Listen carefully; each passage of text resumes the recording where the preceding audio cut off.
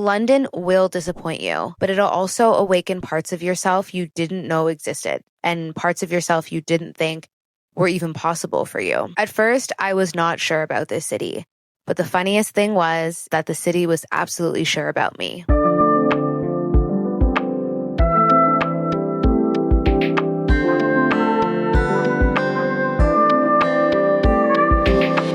Good morning, and welcome back to the Sage Sorority Podcast. I'm your host, Chantel. How are we all doing, guys? Happy Thursday. I am so happy to have you back here if you are a regular listener, and welcome for all my new listeners. Quick ask, quick housekeeping. If you are enjoying the podcast or you just want to support what we're doing over here, please consider leaving a 5-star review on Apple Podcasts or Spotify. Be sure to leave a comment on Spotify as well. I love to see them and see where you're listening from. It genuinely helps the show more than you guys know. Apple and Spotify don't have algorithms, so podcasts purely grow from word of mouth. So every positive review, comment, and engagement helps the show grow.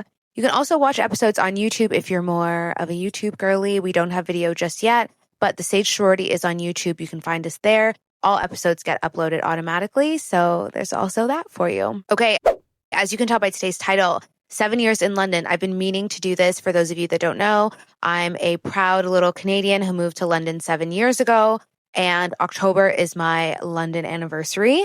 I mentioned last month on the pod that I was going to make a pod specifically about my 7 years in London, and today I have finally gathered all my thoughts, all my intel. I've got notes, journals, old TikToks that I've done. Like, I literally compiled everything that I have felt, learned, experienced. So that is what today's episode is about. I've been sitting with this one for quite some time and I wanted to make it good. So today we're finally going to dive into everything that this city has taught me about womanhood, work, love, friendship, identity, immigration, and of course myself. And TLDR, the fun is only just beginning. Okay, so let's get into it. The quiet, very quiet beginning. So I moved to London in October 2018. Right after Canadian Thanksgiving, I got my visa in August, September, and I said I will spend Thanksgiving with my family and then I will leave. Before that, I had also gone to New York and did a lot of influencer marketing stuff. So all of August, September, I was on a high. I was feeling really, really good. I went to New York, I was in Toronto, and I was living my best life. But I did it very quietly. So there was no major countdown. There was no airport content. There was no pack with me as I move abroad. There was no moving abroad content. There was nothing. TikTok wasn't even around this time, but there was absolutely nothing. If you knew me personally, then you knew that I had been thinking about London. I had been looking into it. I had been applying. Like, all my people IRL knew what was going on, but online, I was basically cosplaying. I wasn't hiding, but I wasn't really absorbing the moment, and I really didn't want to be seen that I was moving. So part of that obviously was fear of being perceived, and part of that was protecting some existing contracts that I had at the time. So at the time, I was in an annual contract with both McDonald's and American Express, and both McDonald's and American Express Canada. So the last thing I wanted was for the reps to message me and be like, wait, you moved? Are you still available? Can you create content there? Like, content can't be done there. And I did have a tiny little hiccup with McDonald's, but honestly, all the women that I worked with on both campaigns and contracts, they were so accommodating, so friendly, so lovely wherever they are. I hope they're listening and I hope they're fab. So we were able to get over it really quickly, but I never really made that splash. And I think I was really shy about it. I'm sort of shy online still now with certain things, but a lot more back then. So I kind of just left, right? I didn't even really do like a big going away dinner. Like, I did have one, but it was mostly just like family. Like, it was very low key, guys, I'm telling you. And the first 3 months that I was in London, I didn't work as an executive assistant. I didn't really have a real routine. I walked a lot. I took the tube. I sat in cafes. I explored neighborhoods. And I really just let myself enjoy the city without committing to anything. I was just there. Just a girl taking up some space, not really contributing because I was just absorbing everything. And it was a very delicate beginning, and I'm glad for that. It wasn't this massive rebirth or a reinvention. I really soft landed into my quote unquote new life. And then the new year hit. And that is when real life really started to hit. Like just as the cold air was coming in, my real London life was coming. And I would say that's really when my story begins, because October to December, I was traveling a lot. Then I went back home for Christmas anyways. Then I had my birthday. So October to December was like a really nice sabbatical, we'll say. Okay, so like I said, we're now January 2019, and this is where the fantasy of London is pretty much gone and the friction actually starts to hit. So that was the real beginning. And I started temping, and nothing really gets you into the vibe of a place by like other than like working there, right? Especially if you're not from there, like working with many different people who are in their groove and you're being slapped into it is a very easy way to get used to your new normal. And that was my first experience in corporate London, and it was very different than corporate Toronto. Different rhythms, different norms, so many different cultural layers that you have to learn and read and understand. In Toronto, I knew very well how to navigate corporate spaces. I understood the unspoken rules. But in London, you are starting over. As much as you think you're not, you absolutely are. You're learning new workplace cultures, new communication styles, even small things like when people actually take their lunch break versus eating at their desk. All the different cultures that you're working with, like at least in Toronto, like people are pretty much first or second gen Canadian versus in London, it's not really like that. Like you could easily be working with someone from Germany who's lived there their whole life and they just came to London for that job. You could be working with someone from the Midlands or North London or North UK, which is very different culturally than working in London. You could be working with someone who's born and raised in Essex and they only come into London to work. You could be working with someone from Greece. You could be working with someone from Hong Kong. Like so many different layers that can be very unsteady if you're not nimble and you don't move quickly. And every little difference really registered. I got on Bumble BFF at the time because I felt like I needed friends, and I started seeing someone because I was really trying to build something that felt like a new life. All the things you do when you're starting from scratch in a new city. And honestly, by the time spring rolled around, me and that guy were done, and I wasn't sure if I liked it. I didn't hate it, but I wasn't like over the moon either. So I wasn't really settled.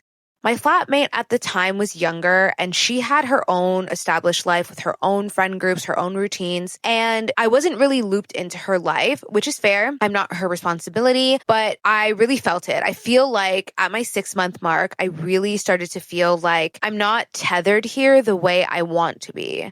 There are no built-in systems because I'm here by myself. I'm also not 19, so it's not like I'm in school, uni, and I'm living with a bunch of flatmates. There wasn't this come here, come there, come there.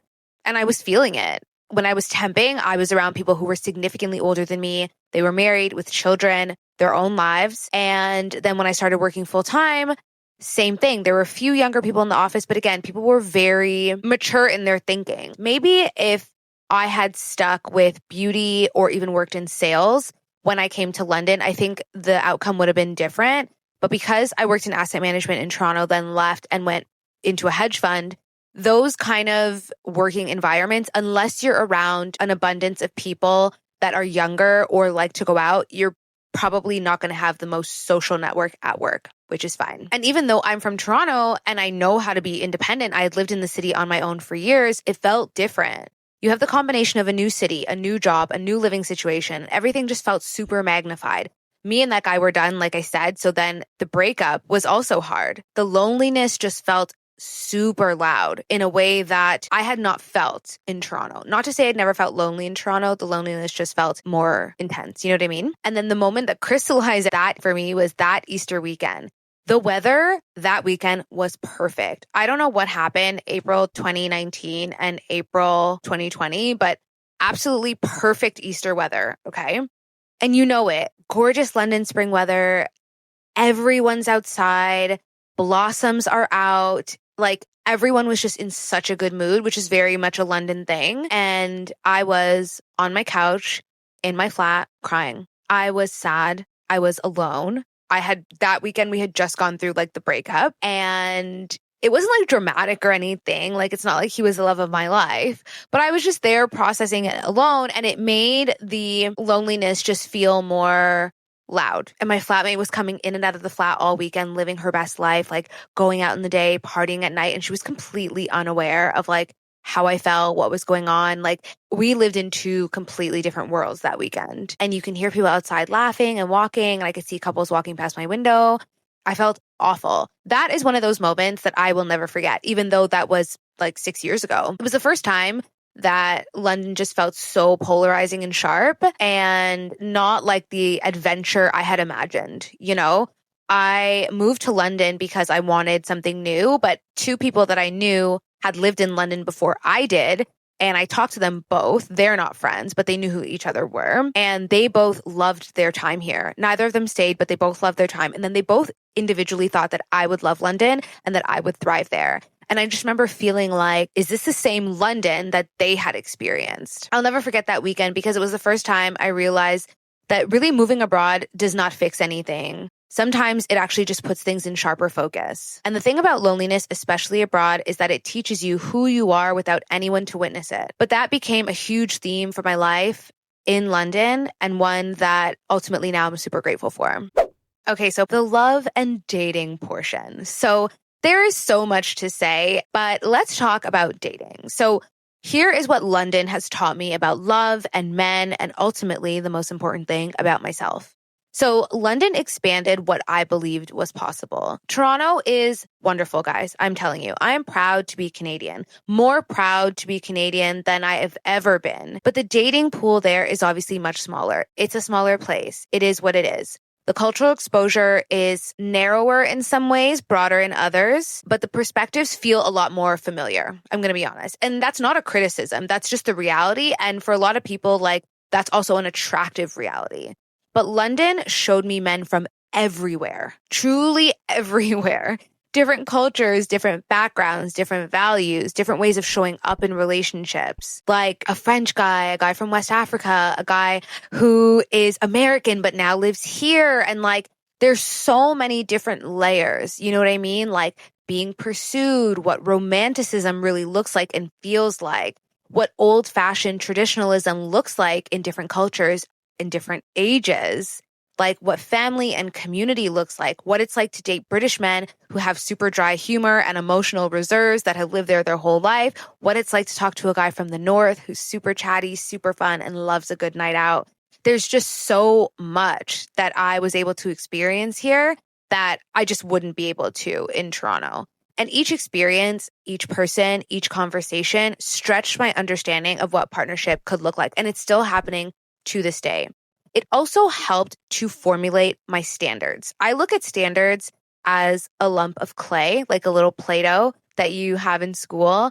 And every part of your life, your upbringing and your experiences and what you learn by proxy helps to mold and shape it. What I would tolerate and what I absolutely wouldn't. It showed me my insecurities, patterns that I keep repeating, things that I need to heal. It shows me my blind spots. It shows me the ways I show up in dating that maybe weren't serving me. It shows me the ways that I have my own back. It also showed me my capacity to fall in love. It showed me my capacity to be vulnerable. It showed me my capacity to have a fling, like what that looks like, what that feels like, and how to do that in a way that still feels very empowering. And also that my heart can break over and over and over again. And each time I will put myself up, I can handle it.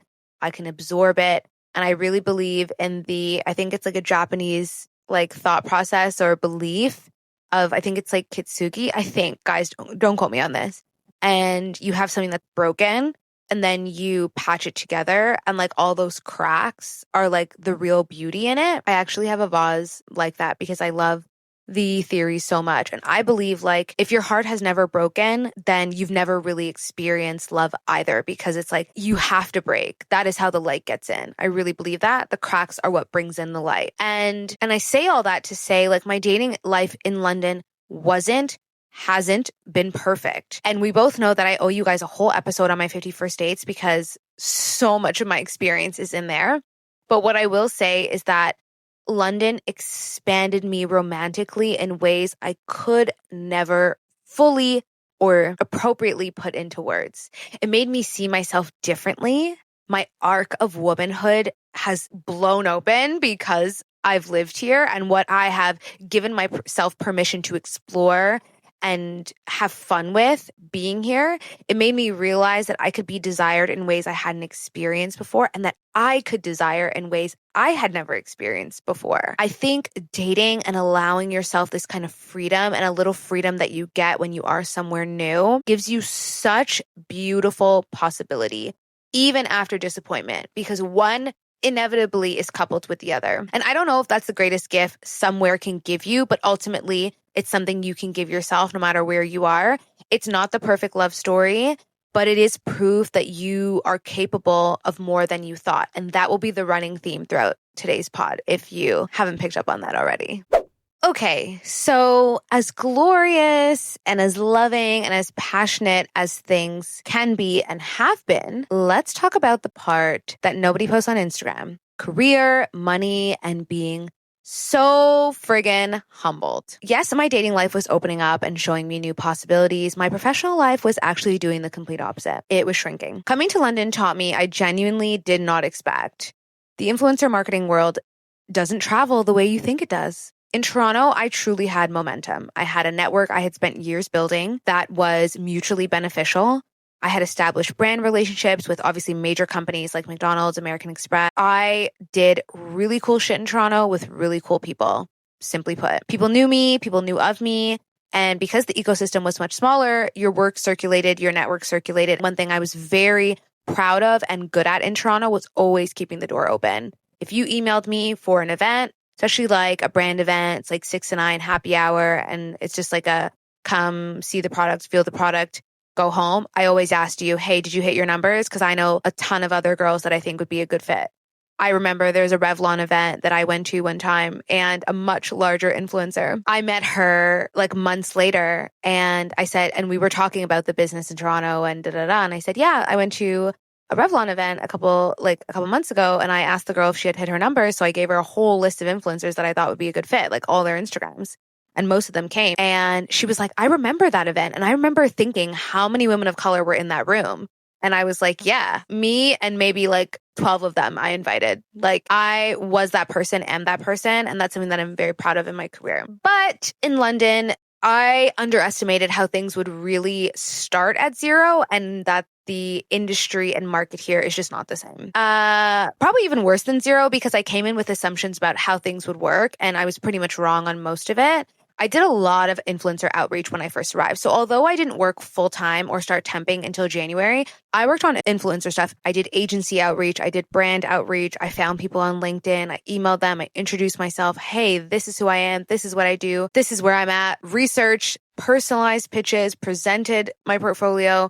And when I tell you that no one cared, no one cared. Very few people cared, I should say. And that was a really rude awakening. And I don't say that to be dramatic or to play the victim. I just say it because that is the truth. There are systemic reasons for it. There are cultural reasons for it. There's aesthetic reasons for it. This is a very big thing that people ignore and don't think is real in marketing and in respective cities. You have to remember things work from a top down.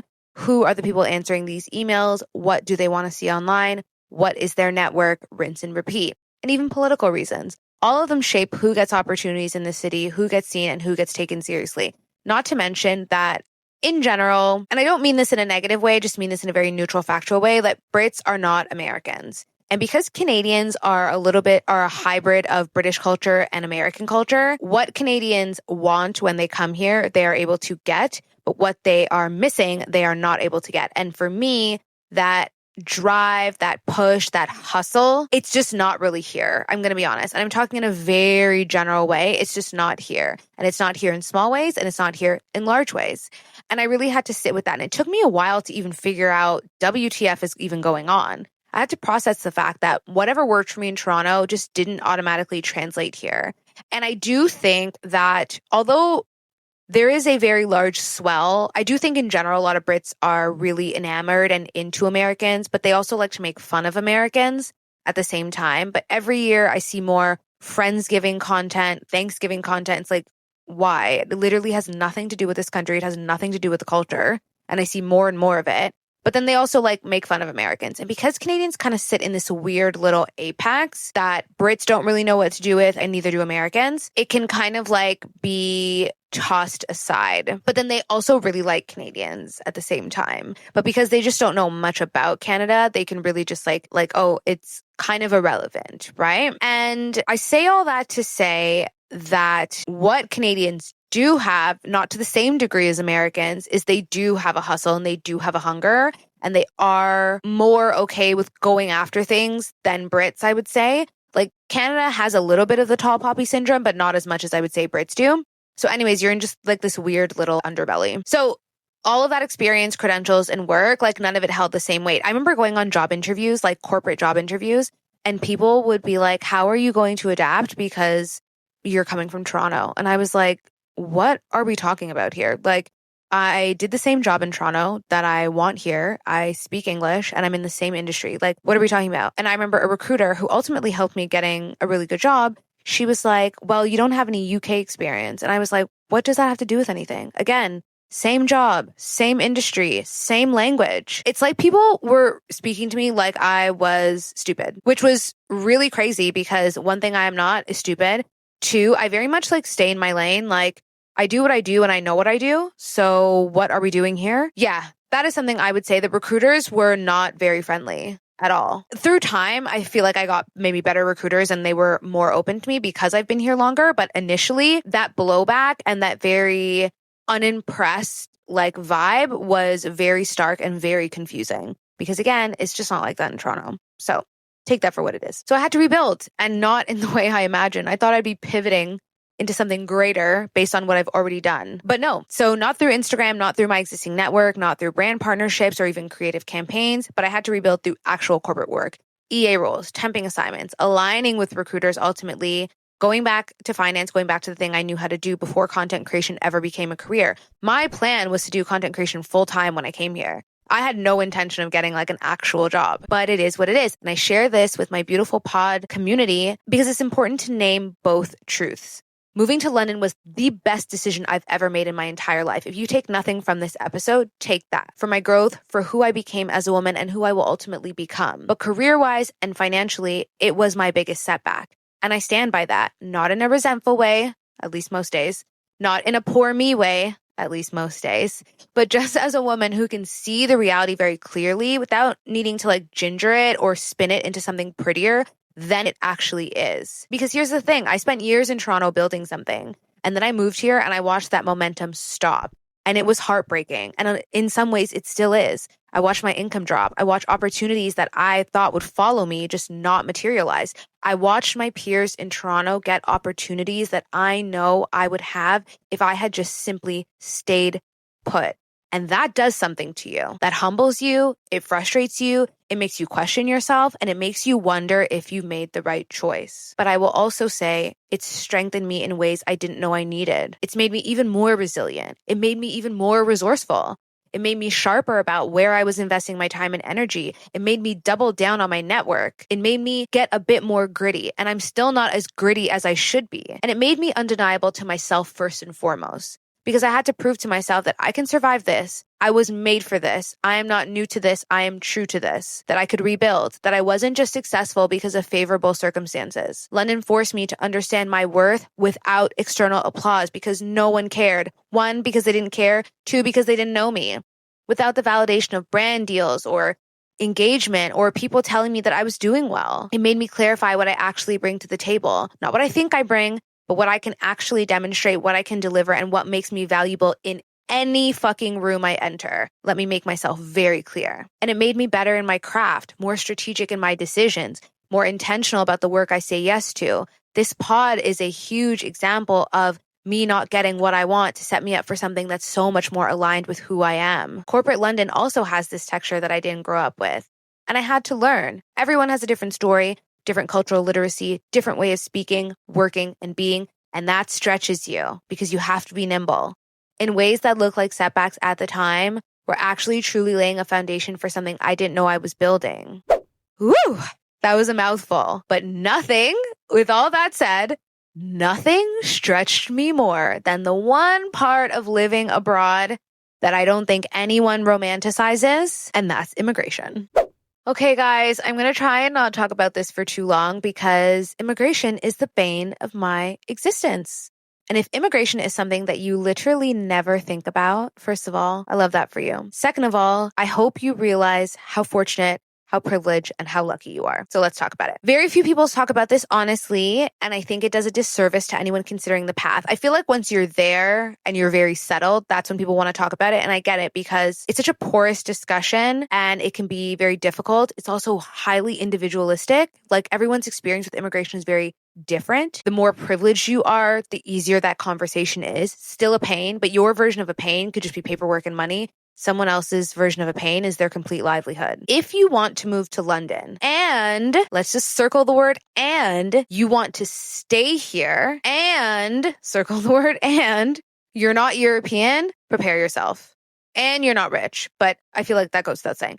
Prepare yourself. And I don't say that to discourage anyone. I really don't. I say this because I'm going to be kind and say it's a labor of love. Really, it's just a labor, but a labor of love, stubbornness, difficulty, depending on the day.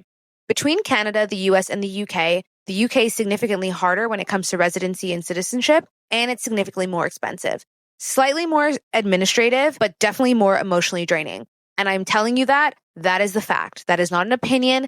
That is the fact. It's not impossible, but it is grueling, and you should know what you're signing yourself up for. I'm really speaking to those who want to come to the UK on some sort of temporary visa, like a working holiday. I think if you're Australian or Canadian, which I will say, obviously, this is not an immigration podcast, but when I did the working holiday, it was 2 years, live and work before you turn 30. You just have to enter the country before you turn 30. But now I know that it's been expanded to 2 years with the option to renew for a third year under the age of 35. So if you're listening to this and you're Canadian and you want to move to the UK, highly recommend it. 3 years is a really good time to get yourself in London, feel it out. It also gives you enough time to potentially stay. Anyways, I'm getting ahead of myself, but just so you know, every visa feels like a countdown clock ticking in the background of your life. Like anyone who's on a visa, that is always top of mind. The only people that don't think about immigration are people that are residents or people that are citizens. Everyone else thinks about it. And if your partner has either one of those, you're thinking about it too. Every renewal feels like you're holding your breath because you're scared, you're nervous. Every email from home office makes your stomach drop even a little bit. Or if you've got an immigration lawyer, every payment, and we're talking about thousands of pounds here, feels criminal and draining. You don't realize how privileged you are at home. I certainly didn't. With a passport that lets you move very freely, a driver's license that you got when you were a teenager, a social insurance number that just exists that your parents probably got for you when you were like 10 without having to prove your right to every few person or every recruiter or every landlord every few years. Until you're in London, baby. Reading PDFs from the government website that don't make sense, converting documents into formats they'll accept, making sure you fill this out in blue pen, not black, calling your bank in Canada at odd hours and spending a lot of money on your cell phone bill to get letters stamped and certified, realizing that countries operate on completely different systems that don't connect at all, realizing that getting a bank account here is almost as hard as getting an apartment, unless, of course, you got hundreds of thousands of pounds in said bank account, printing forms, who has a printer these days, getting certified copies of things you didn't even know you needed copies of. Again, how does one get a certified copy? Paying for expedited services because the standard timeline doesn't work with your visa expiration date. Don't forget, you got to keep your home passport in order, clean, unfussed with, and not expired. Cue going to your local embassy and praying, genuinely praying you didn't misunderstand the steps, misunderstand something that will cost you thousands of pounds and months of your life, or worse, getting kicked out. You don't feel like a quote unquote migrant until you do. And that feeling will never leave you. It makes you hyper aware of your status. It makes you feel like you're always one administrative error away from having to leave. It makes you approach opportunities differently because you're constantly thinking, will this company sponsor me? I don't really want to go to this protest because I can't risk getting arrested. Will this contract extension get me closer to residency? For me, honestly, the only way I survived any of this, and I truly mean that, was by having a North Star, indefinite leave to remain residency. That is my North Star. My close friends know that all decisions come through that lens. All major decisions, obviously, not like what I'm going to have for dinner. That's how I make every decision, even the uncomfortable ones, tolerable. Not easy, I want to emphasize this, but tolerable because I know why I'm doing it. I know what I'm working towards. And on the hard days, I am reminded that this is the price of staying. I am always the one who's choosing. I have full autonomy and freedom over my life, relatively speaking. I know that I want to stay. I know that I want to be here. So everything else has to come after. And I'm at peace with the reality that one day I could wake up and decide it's not worth it anymore, that I've given enough, I've spent enough, that I'm tired, and I don't want to do this anymore. I know that that could happen. Hasn't happened yet, knock on wood, but if it happens, I will embrace it with open arms, and I won't feel like I wasted my time or my money or anything of the sort. And that is the thing about living abroad that I don't think people talk about enough, is that you can hold both truths at the same time. Your desire to stay, your commitment to making it work, and your willingness to leave if it becomes unnecessary. If the bureaucracy and the financial cost outweighs the benefit, it's okay. But until then, and maybe that day will never come, I am fully committed with both feet in. I am fully committed. Now, I could have been fully committed 7 years ago, but I'm fully committed. And once I made that mental decision, everything else becomes very softened for me because I don't have one foot out the door and I don't have my breath held. And I don't have to worry if this is a permanent adventure or a temporary one. This is just where I am right now. It makes you feel steadier, more anchored, and more purposeful. And although you're probably listening to this and maybe you have no plans of moving to London because you already live here or you're already rooted in your own life, but I hope you can take something from that and make it work for you because I really do think it's super empowering. All major decisions funnel through your North Star, whatever that North Star is. And with that very large commitment, that decision to actually stay and build something here, this is what leads me to the heart of the episode. And what have these past 7 years in London actually taught me? So this is obviously what we've been building to, the lessons, the things I couldn't have learned any other way. And London has taught me that you can love your life without it being perfect. That joy isn't the absence of loneliness or struggle, my friends. That you can simultaneously be so freaking grateful and also heartbroken, fulfilled and searching, settled and still figuring it all out. It taught me that starting over will really demand more from you than you really expected to give, TBH. Much more courage, much more patience, and way more resilience. But it's not completely greedy. It will also give you more than you imagined. Way more perspective, so much more depth, and more proof of what you're capable of in this life. London taught me that proximity isn't community, and just because you're surrounded by people doesn't mean you have people. You can live in one of the most populated cities in the world and still feel wildly isolated. Community is what you make it. It is there for you whenever you want it, but you give and you receive. I also learned in a new way that community isn't convenience. It's not automatic. It's cultivation. And the deeper and deeper we get with our lives on our phones, which is significantly more in 2025 than it was in 2018, that gets intensified. You have to build it intentionally. You have to water it. The price of community is inconvenience. We see this over and over again. You have to show up even when it's awkward, even when it's cold, even when you're on your period. Sorry, you have to risk rejection. You have to put yourself out there over and over and over again until something takes root. Someone has to be the initiator. And sometimes that looks like joining a book club. Sometimes that looks like going on Bumble BFF, even though you got stood up at Colbert in Sloane Square just a week prior.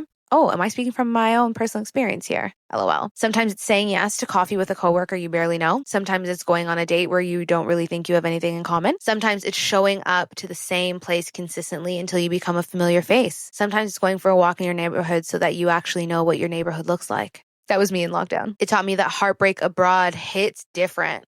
Because you don't just lose the person, you lose your sense of belonging that they temporarily gave you. You lose the only person who knew your new story. And you lose the person who made the city feel a little less foreign. And suddenly you're back to square one, walking around a city, crying in public, that still doesn't feel like home, wondering if you made a mistake coming here at all. I'm telling you guys, I've done it all here. Trust me. Trust me. It taught me that friendship requires real discernment. Some people will disappoint you in ways you didn't see coming, and some people will surprise you with their depth and their loyalty and their kindness. Some people will save you without even knowing they did it, just by being consistent, by checking in, by remembering the small things. London taught me that cities hold memories in layers, that you can walk past the same cafe where you cried during Easter in 2019, and then sit in the same cafe in 2022, completely different, processing a different version of your life. And both versions of you exist there simultaneously. Both stories are true, and you can look back with such fondness and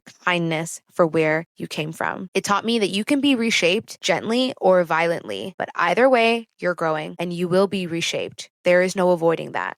And how you choose to receive that and experience that ultimately is up to you. It taught me that my foreignness, my otherness is not a flaw. It is my signature, and it is the thing that makes me the most interesting in every room I'm in. It's what gives me my perspective, my tone, my story, my angle on things. It's what makes me a Londoner. Not in spite of the fact that I'm not from here, but because of it. Because I never tried to erase myself to fit in. I was always bringing myself, my ketchup chips, and my maple syrup, and my Tim Hortons with me wherever I go. And I still am. London taught me to dream bigger. Oh my gosh. To take up more space in rooms where I used to make myself small. I really did. And sometimes I still do. I'll be completely honest. I'm going to an event on Saturday that's predominantly like an art event, and I never get nervous when I go to events, but I'm a little nervous because I don't know that much about art. So yeah, I'll let you guys know how it goes. To hold myself when nobody else knew how. And I still struggle with this because at the end of the day, like, I am different, right? When nobody else could see what I was carrying, to raise my standards in love. I never accepted crumbs, but wow, whatever I thought I was accepting in Toronto, woo, out of the water. To trust my voice creatively, to believe in myself, even when it feels risky, to know that failure is not permanent. You get up, you dust yourself off, you try again, as the late, great Aaliyah has always reminded us. To move through the world not as an outsider waiting for permission. I think this is definitely something that a lot of women feel. I think this is also something that a lot of Black women feel. Do not wait for permission because you don't need any. You being alive and there is enough of a permission. And there can be physical or even digital, doesn't matter. But as someone who belongs everywhere, I decide to plant my feet. Again, physically or digitally. And above all, London taught me that wherever you go, you take yourself with you, including the flaws. There is no escape exit from your patterns, your wounds, and your humanity. I'm sorry, you have to go through it. What's that really great quote? The escalator to success is broken. You have to take the stairs. Same thing. Moving abroad does not just fix what's broken. It just gives you a different background and backdrop to work through it. But work through it you must, baby girl. Trust me on that. Your demons, oh, they're in your passport. They're in your purse, they're in your luggage, and they're coming with you. But there are places that will help you grow into yourself more gracefully. Places that will challenge you in ways you needed to be challenged. Places that will hold up a mirror and force you to look at who you actually are, not who you thought you were. That can be physical, that can be digital, but for me, that place was and still is London. And if I could go back in time to the version of me who was packing her bags in that Toronto apartment, and I packed so many bags, guys. I came here with so much stuff. It's actually insane. Quietly preparing to leave and stepping into the complete unknown. This is what I would tell her. I would tell her to be patient, not only with the city, but with the process and with herself. London will disappoint you. It will let you down in ways you did not anticipate. The weather will be more depressing than you thought. The people will be colder than you expected. And the opportunities will not come nearly as quickly as you hoped. But it's not all doom and gloom, no pun intended. It will also awaken things in you didn't even know existed. Parts of yourself that were absolutely dormant in Toronto. Parts that needed this kind of specific friction, this kind of cloudiness, this kind of challenge to come alive. You thought you were passionate? No way. London will show you where the fire really comes from. Give the city time to show you who you can become here. Don't make any big decisions in the first year, and don't pack your bags every time it gets hard. That's also for vacation. Just stay, be present, move through the discomfort, and see what it teaches you. Let it unfold. I would tell her, plan your residency pathway early, like as soon as you land. You will save yourself so much stress, so much money, and so much emotional chaos later if you just map it out from the beginning. Even if you're not sure you want to stay, speak to an immigration lawyer and understand the timeline. Make it part of your strategy, not something you're going to figure out in a panic 3 or 4 months before your visa expires. And yes, you are going to consider moving to Dubai. That window is very real. That opportunity will present itself more than once. And honestly, either path would have shaped you beautifully. There is no wrong choice here, but whatever you choose, choose it fully. Don't spend years wondering what if. Trust that the path you're on is the right one because you're the one walking it. Dubai is a great opportunity for you before you move to London. And it's a great opportunity for you right when your first visa has ended. But that window is there and it'll close. So choose wisely. I would also tell her, don't confuse loneliness with a wrong decision. You're going to have so many moments where you think, if this is where I was supposed to be, should it feel this way? But being human is lonely, regardless of the city, regardless of how many friends you have or how full your calendar is. Loneliness does not mean you're failing in life. It doesn't mean you made a mistake. It just means you're alive. And it means that you're paying attention, and it means that you're growing, and it means that your heart is open. Because don't forget, that's how the light gets in. You're going to be underestimated here. People will try to put you in a box because you're not from here. You didn't grow up the way they grew up. You don't speak the way they do, and you come from a different class. They'll make assumptions about what you're capable of, what you know, and what you bring to the table. They will overlook you in rooms where really you probably should be centered. But do not shrink yourself to make them comfortable. Do not dim your light because they're not ready to see it. Do not accept their ignorance as a baseline. Your difference is truly your superpower here. You're not from here, and that's exactly why you're needed here. Your outsider perspective, your cross-cultural fluency, your ability to see what they do ultimately take for granted. That is the value. Never forget it. Own it fully. You will grow. You will break. You will start over. You will rise again, probably more times than you can count right now. You love your life right now, but you will learn to love your life in so many new ways. Even when it's messy, even when you're grieving, even when you're really unsure about what comes next. And one day, I promise you this, you will wake up and realize that you didn't just build a life in London, you built a new life within yourself. A life that isn't dependent on external validation or perfect circumstances, or a visa, or a residency, or everything falling into place. You realize that one day someone can drop you almost anywhere, and not only will you survive, you will figure it out and you will thrive. You have built a foundation, and that foundation will go with you wherever you go next.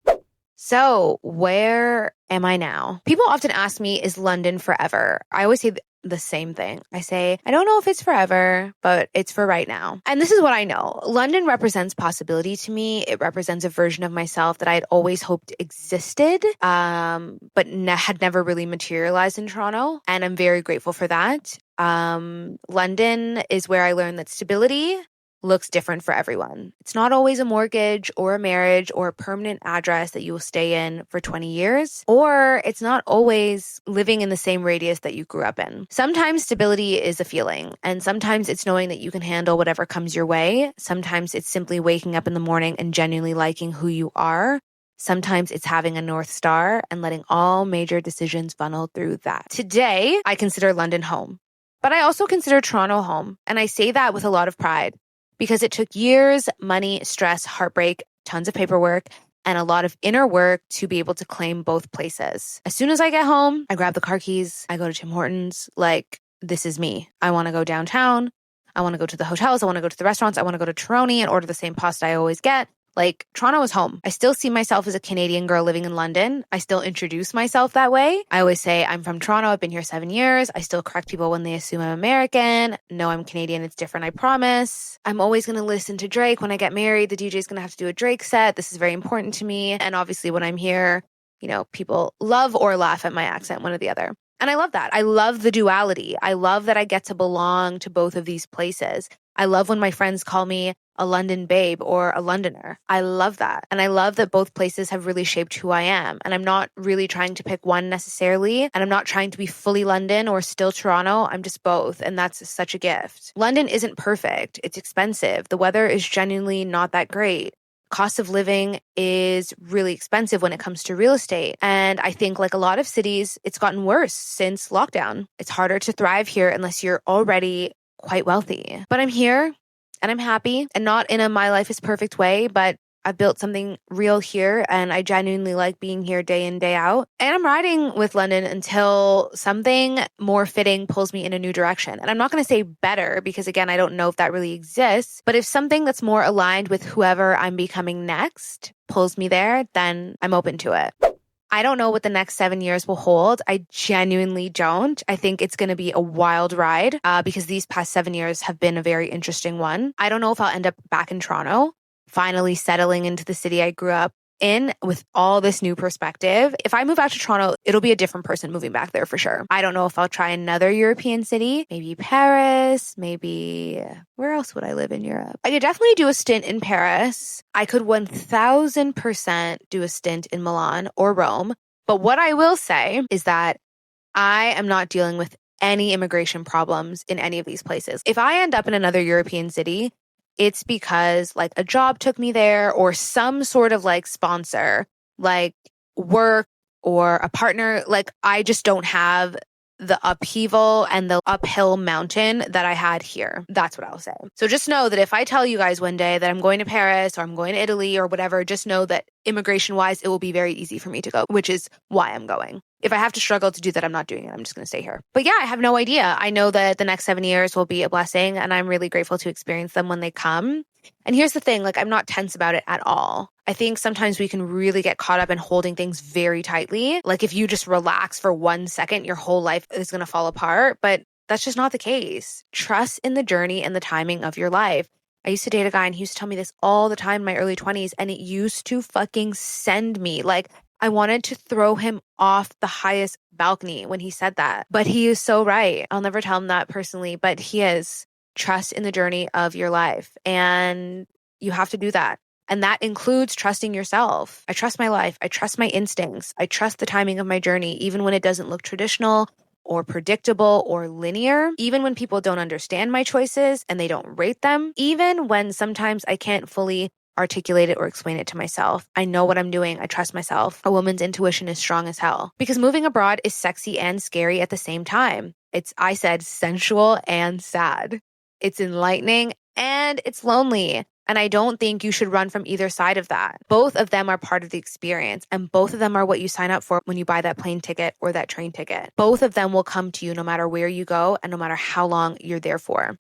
But you know what else will come? Your confidence, your adaptability, your hotness, your sense of humor that helps you survive the hard days, your foreignness that makes you so fucking attractive, your softness that lets you stay open even after a lot of disappointment, your ambition that keeps you reaching for more, which I'll tell you, a lot of people don't have, your desire for a life that feels expansive and intentional. You know what else? Your beautiful pat on the shoulder. When you check in with yourself and you realize that, wow, you did the hard thing and you smashed that. And if you use those things and you lean into them instead of hiding them or pretending like they're small, if you let them guide you instead of fighting them, you will build a life that feels like yours no matter where you are. So here's to the next 7 years, wherever they lead me, even if they lead me right back to Toronto, or even if they keep me exactly where I am, or even if they take me somewhere I haven't even thought of dreaming of yet. I will always be where I'm supposed to be, not because everything is perfect, but because I'm choosing it. And I'm serving whoever I am in that moment. And that is truly enough. And now, before we close out, I want to leave you with a few little things. Thank you so much for listening to this episode. Please let me know what you thought. This was a juicy one, but I really wanted to give it all the information and time that it truly deserved. I don't know how long this episode is going to be, probably around 40-ish minutes. I know it's a commitment. And it's been a little bit longer than I have been these past few weeks, but I really hope you guys like it. Those of you that know me personally, that are listening to the pod, you know what London means to me, and you know what this move means and has meant to me for the last 7 years. So I just don't feel like I could have waffled through this in 20 minutes. I feel like it really needed to uncover as much as I possibly could in one podcast episode. If this episode resonated with you at all, or if you're in a season of starting over, or you're seriously considering a big move for yourself, and you want to dive a little bit deeper with support beyond the podcast, as you guys know, I'm offering private coaching sessions. We go deep into identity work, confidence, purpose, self-worth, and actually building a life that feels aligned with who you are, not who you think you should be. And the link to book, as always, is in the show notes if you want to explore that. Also, don't forget, guys, if you want to submit a question for a future AMA episode, there's an anonymous link in the show notes as per usual. You can ask me anything: life, relationships, work, London, sex, friendships, whatever you're navigating. I love to hear from you, and your questions often become really my favorite episodes to record. I love a good AMA. Also, if you guys haven't joined us on Substack yet, please do. I posted something the other day. You can follow us at The Sage Sorority on Substack for longer essays, deeper reflections, and BTS scenes. Also, that is where I will have a paywall eventually. It's coming, and I want to do private videos. I think some of my first initial guests I want to be behind a paywall as well. So everything will go through Substack. I think I talked about it. Sorry, I thought about it for a while. Like, should I do paid Spotify or membership on YouTube or Substack? And I think I want Subby to be where the paid stuff lives. So definitely subscribe to us there. You can subscribe free or paid. I haven't launched the paid stuff yet, but definitely subscribe to us there because it just gives me space to go deeper than the podcast format sometimes. And finally, if you enjoyed today's episode, please consider leaving a 5-star review. I'm going to keep talking about this, guys, because it is so important for the pod, and I want the pod to grow big, big, big, big, big in 2026 and beyond. I know that everyone asks for this, but it's because it's how the show, any podcast, reaches more babes. And if you know someone who's thinking about moving abroad, whether it's to London or not, or struggling in a new city, or who just needs to hear something about starting over, send them this episode. As always, guys, thank you so much for being here and thank you for listening. I love you guys so, so, so, so much. Have a beautiful week and a beautiful weekend. I will talk to you next week. Same time, same place. Bye.